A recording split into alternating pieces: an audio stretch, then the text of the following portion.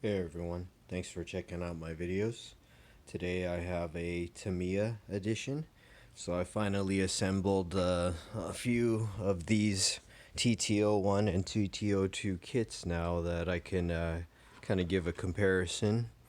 But anyways, at the very least, I wanted to give you guys a look at the inside of the kits. This is the Tamiya TT-02 base kit. This is a Tamiya TT-01e, and this is the Tamiya clone with the carbon fiber and metal components that I got from, I think it was AliExpress. Um, so to start off with these two, the TT-01s, there are parts that are shared. So the main components like the diffs, the spur gears, you can see that the arms are pretty much consistent. Um, you can see the support brace has the matching screw pattern. I believe that would be swappable. Also with the shock tower mounts. Um, this is a 3-screw bumper. Now where it does start to differ is the components that bolt to the chassis. As you can see, that components are bolted directly to the bottom, whereas this does have a tub and components screw on from the top. So not everything is interchangeable. You can see that the whole bumper piece is not the same as it is here. Something to note with the TT-01 design on both of these is that the diff case splits front to rear, so it opens up in half from the back to the front. The something to note about the TT-01 battery tray is that they do have these little ribs on the edges, and that's basically to support a nickel cadmium battery. So that can be a problem when you're using a LiPo battery, because the square battery will not fit nicely in there, so you either have to trim that or strap it down. This carbon fiber chassis does not have that issue. As you can see, it's nice and flat and it uses posts. I did stick these foams in there to keep the battery from shifting around, and it does clear my steering, so no issues there. Something about the TT it's both Tamiya chassis is the steering is limited, and it seems to be limited not just on the C hubs, but also where the steering arms come in contact with the center drive shaft. So very limited. But other than that, you can see the extent of the shared components. I'm pretty sure that I could use the steering components onto here if I wanted to. I don't think the drive shaft is shared. As you can see, the metal versus the plastic. Or it's possible that the drive shaft is, because it looks like it's just a pin that slides through. But anyways, these are the TT-01 and TT-02. Another thing to note about the 01 is that the chassis is separated by these little walls. So the motor size is limited.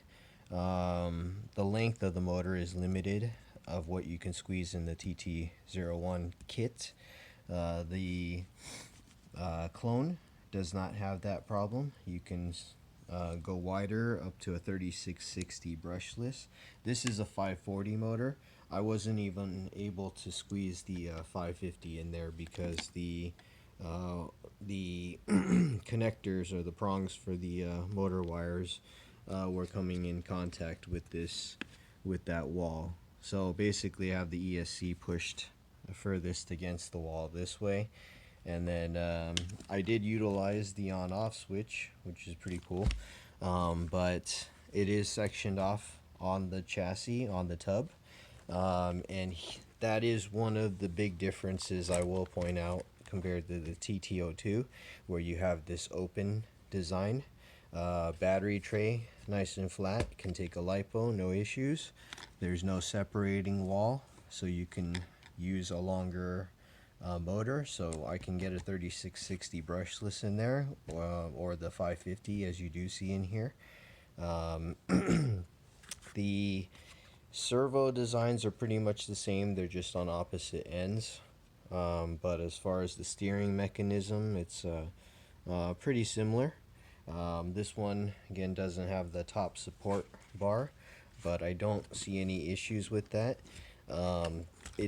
These two do use slightly different plastics. I'm not sure if you can really see the difference, but I don't feel any rigidity issues with the TT-02. Going back to the Diff Design, these open up front to rear. The split of the case is lined up this way, and you can see, or maybe you can't see, in the TT-02, but the diff case opens upward on this one. So you don't slide it outwards away from the front or the back of the car, you lift it up when you get to the components. I do have this one upgraded with the shocks and with this metal drive shaft, but both of them do come with these plastic kit shocks, which actually are not terrible for friction shocks. They actually aren't too bad, but I don't see these as high performance kits. These are more for the licensed bodies and wheels that they come with. Pretty cool. I do enjoy them. They've been around for a long time. They're still a very fun build. It comes with ESC motors. So this one, the TT-01e, was the 95 Mustang Cobra. I built a TT-02 chassis to go with that body, and I gifted that to my sister who loves Mustangs. And then the original TT-02 that I have is the 99 Subaru rally car, which I will be doing, and maybe I'll save it for a more performance or a cooler build. But anyways, I did build these just to throw random bodies on, and I have more performance oriented kits. This one right here you can see is the Mst Rmx. I just did an unboxing video on the FXX 2.0 front engine or front motor rear wheel drive kit that I'm gonna be throwing together. That's my beloved Datsun 240 Z body that is paired to this Tamiya TT-02, and you can see got some magnet mounts started on it.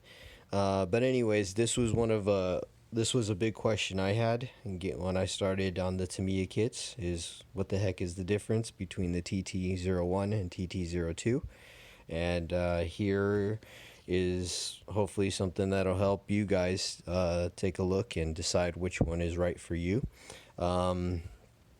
It really comes down to the bodies that come with each of them, in my opinion, which I tend to pair on better chassis or ones that I build up.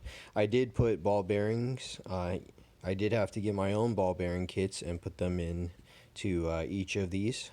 So they do come with the plastic bushings and metal bushings instead of bearings, unless you get I think the drift spec TT-01 or TT-02D drift spec. I think is the first series that starts that gives you the bearings and some upgraded components.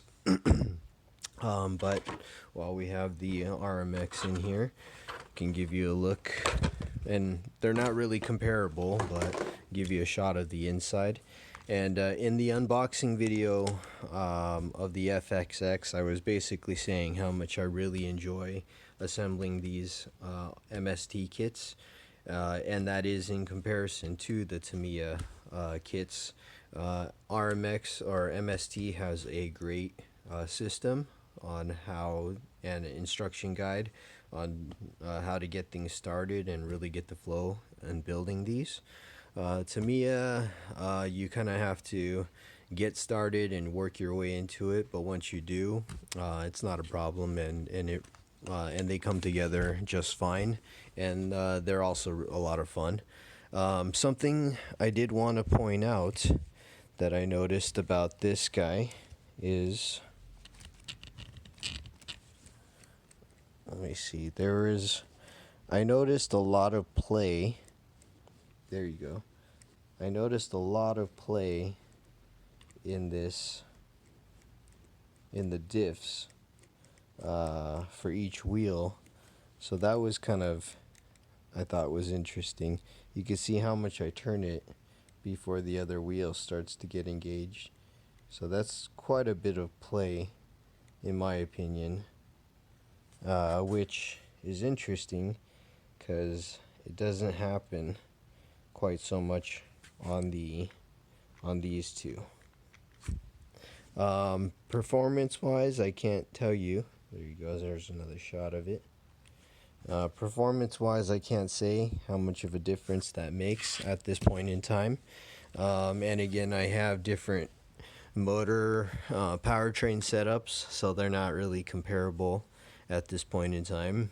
This is a 20 turn 550 spare that I took out of my Remo hobby crawler actually.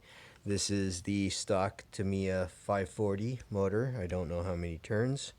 I had a 3660 4200 in here, but I repurposed that, and now there's a 3650 3900. This is the one I did a video on how to remove the diff and get to the spur gear, because I had to swap my spur gear out. But again, I hope a look at these chassis are helpful in helping you decide which route you guys want to go. Thanks for watching.